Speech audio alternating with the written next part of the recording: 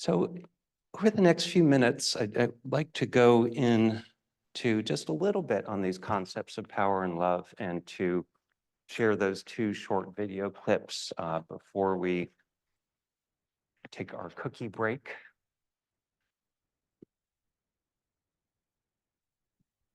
And I would like to first give gratitude to Sharon Beckman Brindley, because when I was, I guess you could call it freaking out about how I was going to prepare for this evening, she was kind enough to get on the phone with me for I think it was 45 minutes and talk about, potential topics. And, it's just, it's so comforting to have the support of more experienced teachers, many of whom are gathered in this room. And, we just, our teacher development group just wrapped up a 2-year learning journey with Jean and several of us are in the room. Our Sangha leader cohort also had a lovely 2-year experience. So I'm just feeling very appreciative this evening around, all of those sources of support and ongoing mentorship that are available. So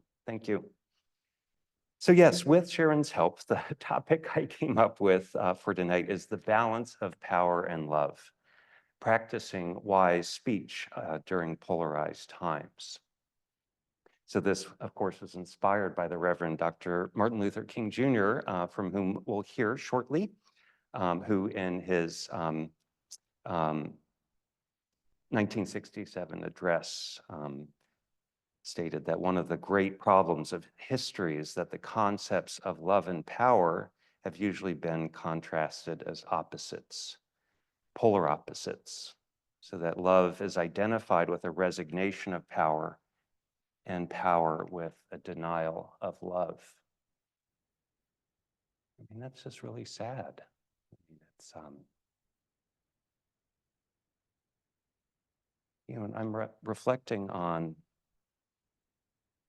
the ways in which I have experienced within my own body a disconnect between power, the navel center, and love at the heart, because my head is so dominant all the time with thinking and planning, and so I experience this disconnect frequently these days as I just started grad school again and am even more so living up in my head. So, and so this topic of power and love, I think, of course, is even more salient now in, we'll just call it our current sociopolitical environment, to use a euphemism. And, I have at times and frequently over the last few weeks experienced a feeling of almost paralysis and these problems are too big, the consequences are too large. What can I, little Matt, do? And it was inspired by a narrative from Clarissa Pinkola Estes, and I'll read some from that later, around how our so-called small actions are what is needed to affect the large transformations that our society needs.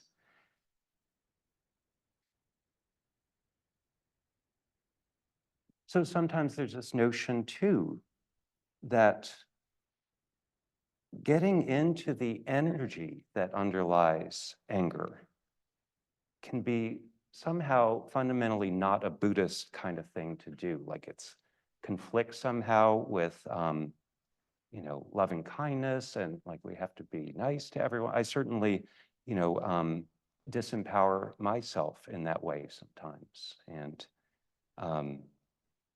so I feel very grateful to the Buddha. They offered a middle way, out of this false dichotomy. And of course, that way is the Noble Eightfold Path, which is the fourth noble truth.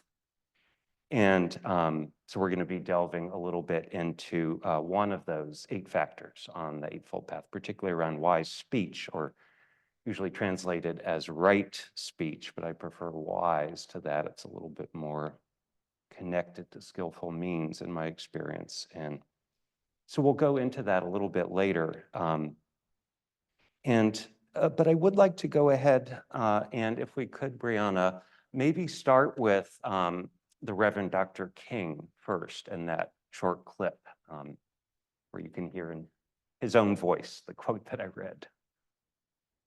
And one of the great problems of history is that the concepts of love and power have usually been contrasted as opposites, polar opposites.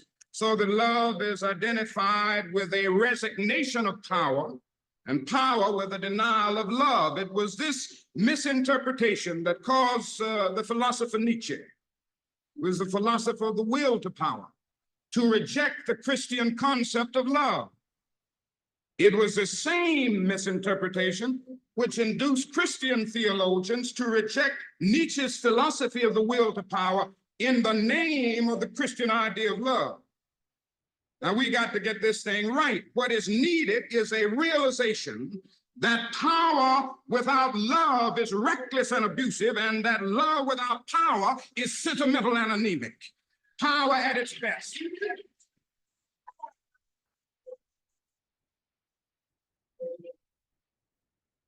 Power at its best is love, implementing the demands of justice, and justice at its best is love correcting everything that stands against love.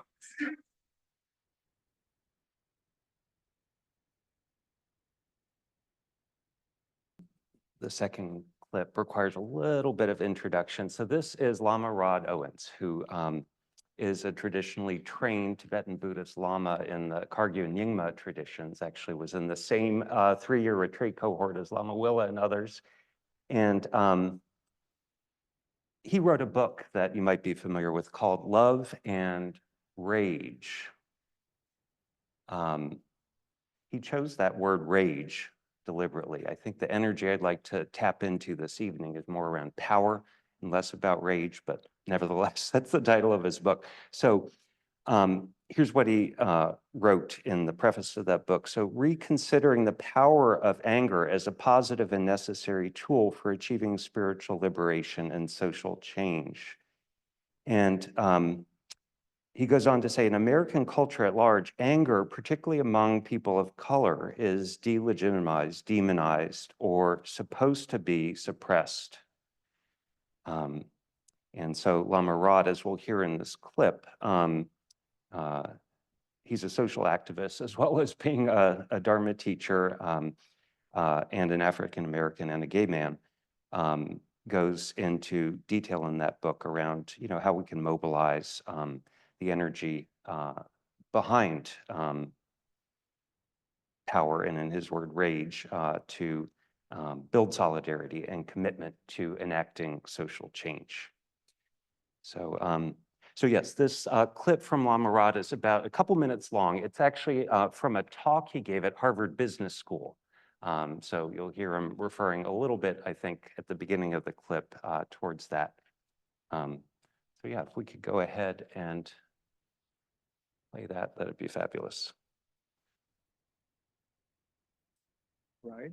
And so just to begin with, when I talk about love, I'm not talking about a feeling. Like, I'm not talking about a feeling of caring for someone. I'm talking about a fundamental belief that everyone deserves a right to be happy, safe, and to have access to all the resources that they need to be well, period. I don't care who you are, right? I don't have to like you to love you. And that's where some of you are getting confused at with this word. Like, I don't have to like you, right, for me to want you to be safe and happy and resourced, right? If I don't like you, it just means I'm not gonna be your BFF. I'm not gonna, we're not gonna be texting, sending TikTok videos back and forth to one another. We're not gonna go out hanging at the bar. We're not gonna be doing any of that. But I am committing to not getting in the way of what you need to be safe.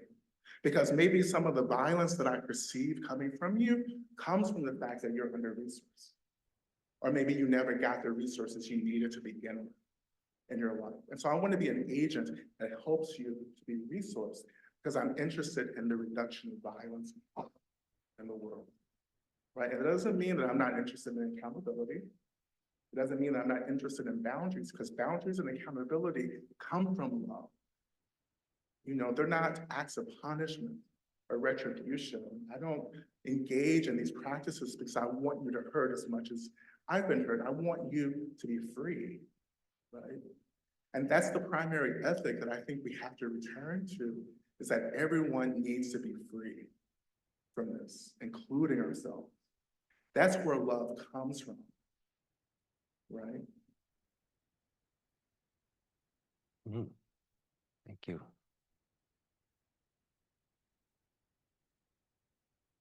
So I have some goofy ideas about what love is and isn't, and hearing that really helped me to, get some clarity there. That, love in this sense is not necessarily a gooey saccharine type of, almost quasi-toxic kind of emotion, but rather a mobilizing force that has the best interest in safety and well-being of all in mind. So just before we take our break for a couple of minutes, as we, after the break, we're going to transition a little bit into what do we do with this? How does this correspond to wise speech in a polarized time? And we may have time for another video from Joan Halifax Roshi, but we'll see how it goes. But before we break, I want to share just two short quotes from Nelson Mandela. First is from Trafalgar Square in 2005. Do not look the other way. Do not hesitate. Recognize that the world is hungry for action, not words. Act with courage and vision. And then the second is from 2003. Education is the most powerful weapon which you can use to change the world.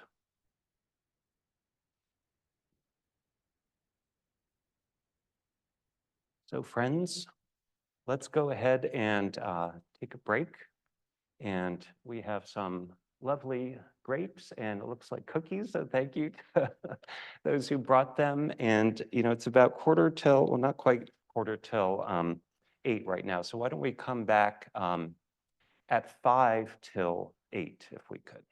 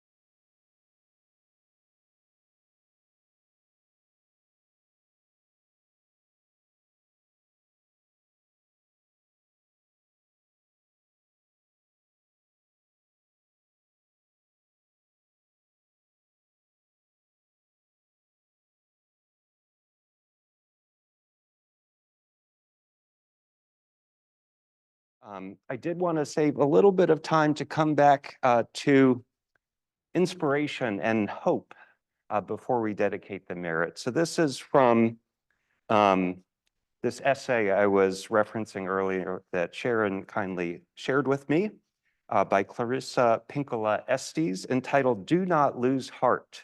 We Were Made for These Times." So the full essay is a bit long, so I'm just gonna, I selected a couple of passages. I urge you, ask you, gentle you, to please not spend your spirit dry by bewailing these difficult times. Especially do not lose hope. Most particularly because the fact is we were made for these times. We have been in training for a dark time such as this since the day we assented to come to earth.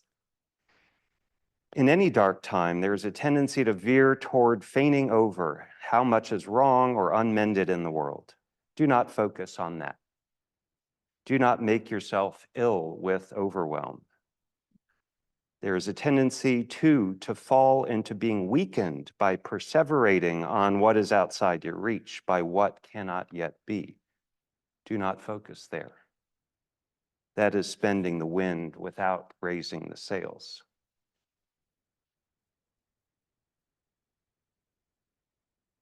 Any small, calm thing that one soul can do to help another soul, to assist some portion of this poor, suffering world, will help immensely. It is not given to us to know which acts or by whom will cause the critical mass to tip toward an enduring good. What is needed for dramatic change is an accumulation of acts, adding to, adding more, continuing. We know that it does not take everyone on earth to bring justice and peace, but only a small determined group who will not give up during the first, second, or 100th gale. And finally, in that spirit, I hope you will write this on your wall. When a great ship is in harbor and moored, it is safe. There can be no doubt. But that is not what great ships are built for.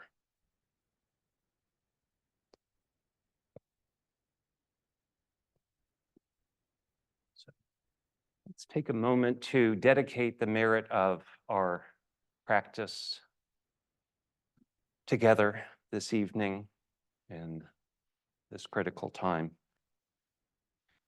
I'll read the version of the dedication of merit from the Recovery Dharma book. Refuge does not arise in a particular place, but in the space within the goodness of our hearts. When this space is imbued with wisdom, respect, and love, we call it Sangha. We hope that the pain of addiction, or we could say suffering in this case, the pain of trauma and feeling apart, actually leads us back toward the heart, and that we might understand compassion, wisdom, and change ever more deeply. As we have learned from practice, great pain does not erase goodness, but in fact informs it. May we make the best use of our practice and whatever freedom arises from our efforts here this evening. May this be a cause and condition for less suffering and more safety in our world.